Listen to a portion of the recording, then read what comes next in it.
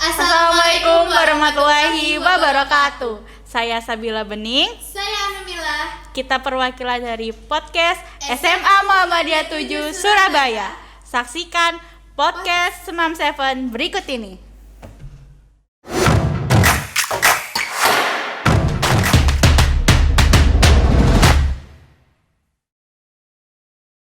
Assalamualaikum warahmatullahi wabarakatuh.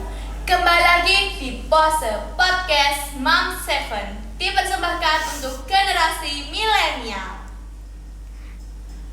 Oke, ada pepatah bilang tak kenal maka tak sayang. Maka kenalin aku Anumila, host podcast kali ini.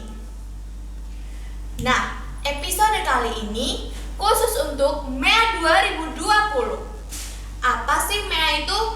MEA adalah Muhammadiyah Education Award yang diselenggarakan setiap tahunnya, yang bertemakan bangkit dari keterpurukan sebagai remaja milenial di masa era digital. Dan di sini aku nggak sendirian loh. Aku bersama kakak kelas, kakak panutan bagi adik-adik kelasnya, dan aktif berorganisasi. Sambut saja Mbak Bella. Hai semuanya. Apa kabar Mbak? Baik, kamu apa kabar? Alhamdulillah baik.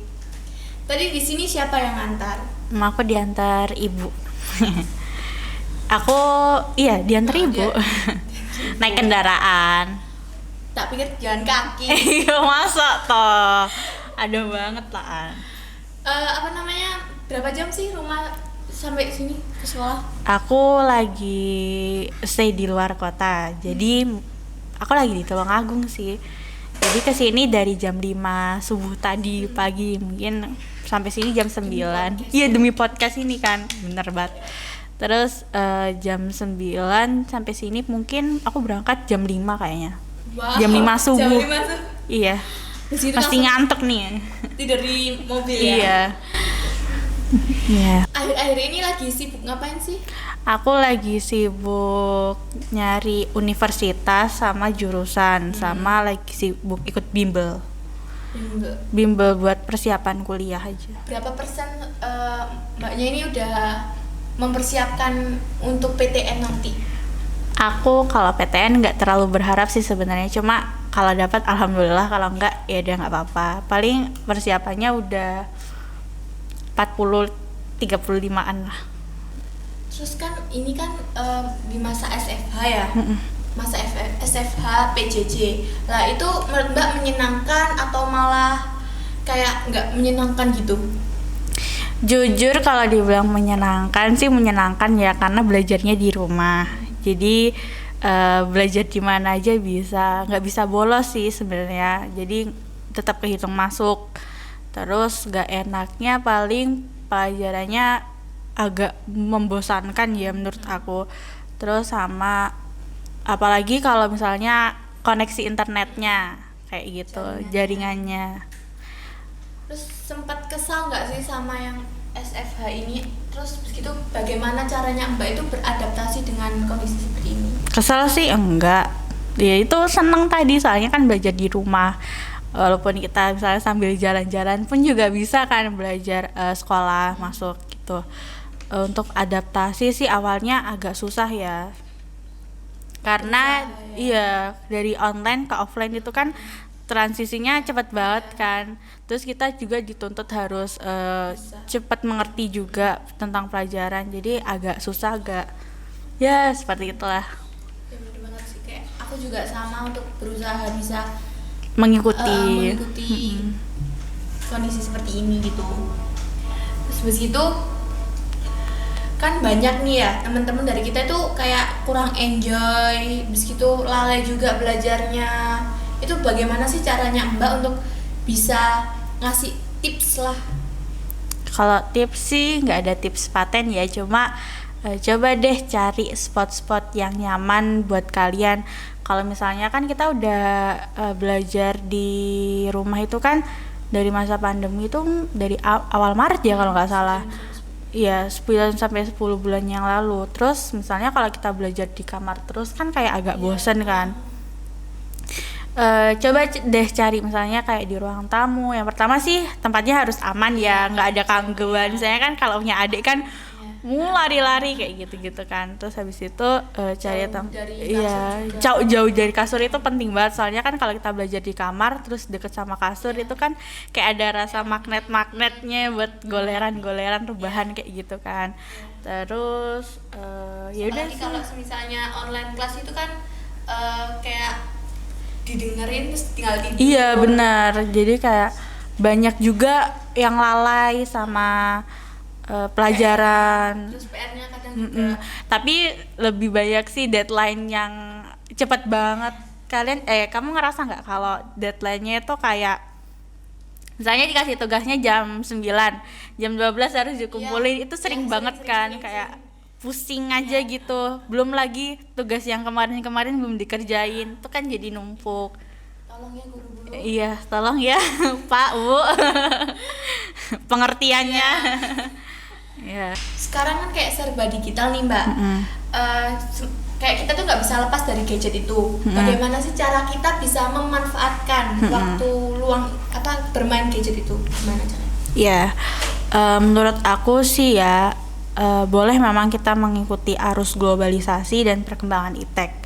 Tapi kita sebagai generasi muda pun harus sadar kewajiban kita itu apa, yaitu belajar kan. Kita harus sadar jangan karena adanya gadget ini kita jadi kayak terpengaruh oleh hal-hal yang lain, misalnya disuruh belajar malah buka ini, disuruh belajar malah ngapain gitu. Terus tapi pun belajar nggak melulu depan HP kan, jangan mentang-mentang PJJ gini jadi belajar pegang HP, ini lagi belajar kok, ini lagi belajar kan, iya chattingan gitu-gitu kan. Tapi belajar pun bisa di luar gadget, bisa di luar ruangan. Misalnya kita lagi jalan sedikit nih, misalnya ada orang berinteraksi, kita bisa lihat oh gimana sih perubahan apa gitu, misalnya lagi transaksi jual beli atau gimana gitu. Apalagi kalau misalnya lagi ngobrol nih, misalnya kita kan bisa mengenali sikap pribadi orang tuh bagaimana dengan cara kita mengobrol kan. Ya udah sih, menurut aku itu aja. Kan Indonesia kan kayak semacam Banyak isu sosial. isu-isu sosial gitu kan yang beredar di sana. Lah, bagaimana kita itu peka terhadap isu-isu tersebut? Harus peka apa enggaknya ya seperti itu. Kalau peka dengan isu-isu sosial tuh harus. Kenapa? Karena kita ini kan generasi muda, generasi penerus yang istilahnya tuh kita agent of change. Jadi kita adalah agen perubahan. Nah, tahun 2045 itu kan tahunnya kita. Yang akan menduduki kursi pemerintahan pun juga kita. Siapa lagi kalau bukan kita kan? Terus dengan isu-isu sosial pun kita pun harus paham.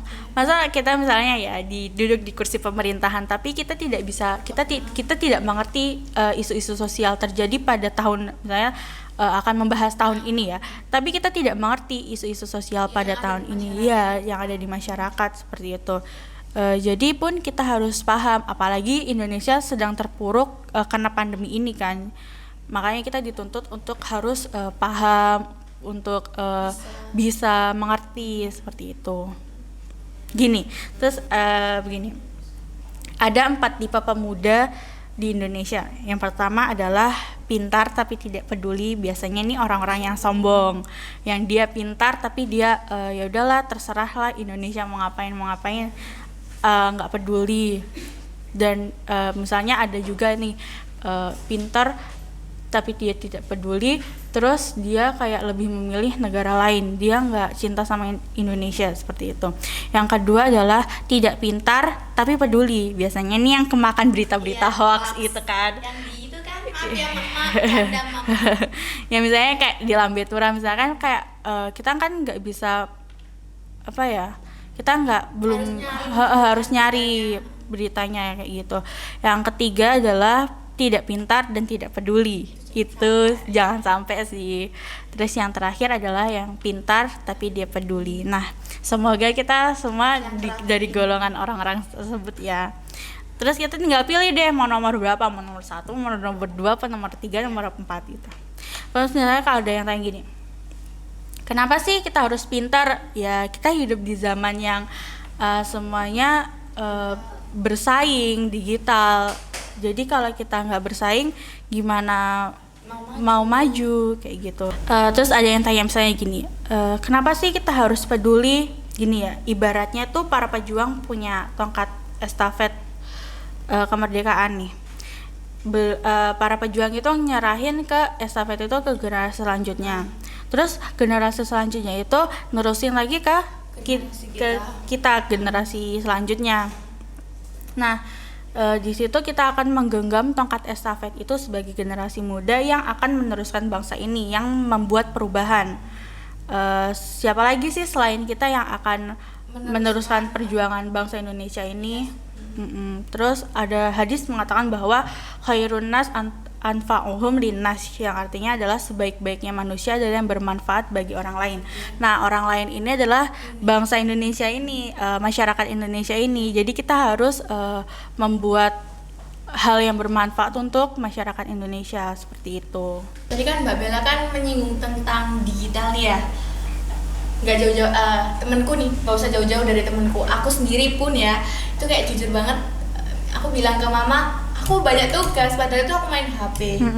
Itu gimana sih, kayak kita itu nggak bisa memanfaatkan itu loh. Kayak misalnya kecanduan HP kayak gitu-gitu ya.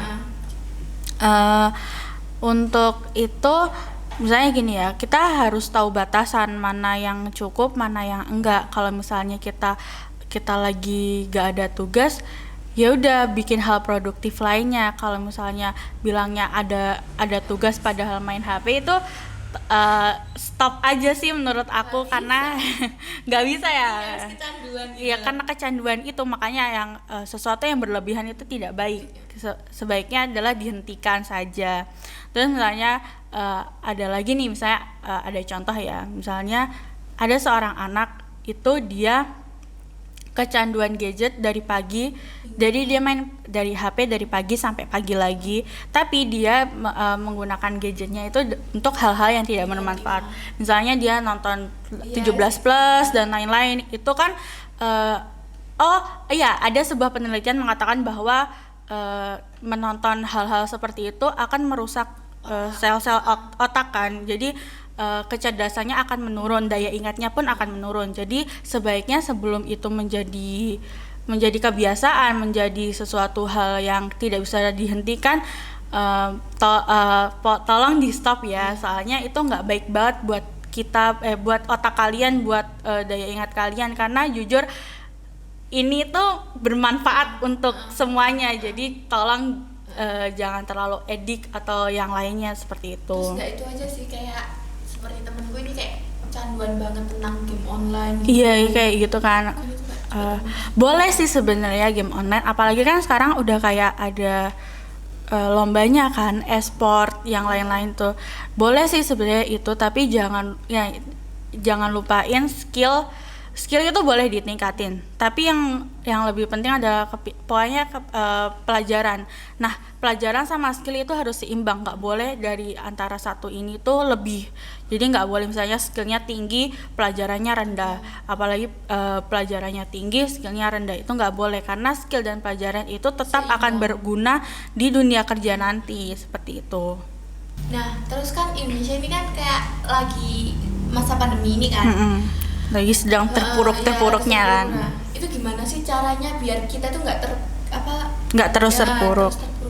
Nah, gini ya, aku pernah nonton di YouTube salah satu seminar dari salah satu brand e-commerce. Kebetulan pembicaranya adalah Gubernur Jawa Barat, Pak Ridwan Kamil, benar. Beliau mengatakan bahwa bahwa sebuah studi mengatakan bahwa Indonesia akan menjadi negara terhebat ketiga. Negara terhebat ketiga pada tahun 2045, yang which is adalah itu tahunnya kita. Nah, tapi dengan syarat seperti ini. Yang pertama, pertumbuhan ekonomi tidak kurang dari 5%. Jadi, misalnya nih ya, kita taruhlah ekonomi saat ini di 5%. Nah, kita tidak boleh turun dari 5% itu. Nah, yang kedua adalah kondisi politik yang kondusif, apalagi saat pemilihan demokrasi. Nggak boleh misalnya kan kayak tahun-tahun sebelumnya pemilihan itu kan ada yang kubu ini, ada yang panggilan cebong dan lain-lain seperti itu. Yang ketiga adalah generasi muda yang punya skill, produktif dan kompetitif. Dari sini udah kelihatan kan kita ini pemegang estafet iya, tadi itu kan. Iya, pemegang masa depan Indonesia. Jadi kita juga penting bagi perkembangan Indonesia. Nah, kita harus bersaing. Terus produktif dan terutama kita harus punya skill karena itu akan yang dipakai supaya kita nih nggak ketinggalan dari negara lain. Tanpa adanya komponen itu kita bisa jadi lemah, kita bisa dijajah sama oleh bangsa lain kan. Apalagi kita kan 1 abad ya yang lalu yang kemerdekaan itu kan kita udah dijajah lama banget nih. Terus masa kita udah merdeka terus kita dijajah lagi kan, itu kan gak bisa ya. Kita harus mempertahankan kemerdekaan Indonesia seperti itu. Nah, yang tadi aku bilang, kita ini adalah pemegang tongkat estafet kemerdekaan Indonesia. Jadi kita nggak boleh lalai, kita harus membawa perubahan bagi bangsa Indonesia seperti itu. Tadi kan kita sudah membahas tentang PJJ SFH, zaman digital, sampai isu-isu global dan mengatasi keterpurukan itu bagaimana kan? Nah, Mbak Bella apakah memiliki pesan untuk anak-anak seumuran kita untuk masa depan nanti? Yang tadi aku bilang sih skill, kita harus punya skill sama kita punya skill, produktivitas sama kompetitif. Skill sama pelajaran itu harus seimbang, nggak boleh skill yang lebih tinggi, pelajaran yang lebih rendah, nggak boleh pelajaran yang lebih tinggi, skill yang lebih rendah. Kita harus seimbang, kita harus balance. Soalnya di dunia kerja nanti pun kedua komponen itu akan digunakan supaya kita bisa bertahan di dunia kerja seperti itu. Intinya semangat belajar, semangat mengasah kemampuan kita. Semangat PJJ. Mbak Bella juga semangat ya untuk PTN. Makasih, kamu juga semangat. Kan kamu kelas 11 kan ini ya. Dikit lagi udah udah milih-milih belum jurusannya apa, kuliahnya di mana? Ada sih, tapi kayak masih ragu lah. Masih ragu. Gak kerasa ya kita udah banyak banget ngobrol di pose kali ini. Makasih ya Mbak Bella. Ya, aku makasih juga udah diundang. Terima kasih sudah menonton sampai akhir di pose kali ini podcast Mom Seven. Saya Anumila. Saya Sabila Bening. Pamit undur diri. Wassalamualaikum warahmatullahi wabarakatuh. Bye. Bye.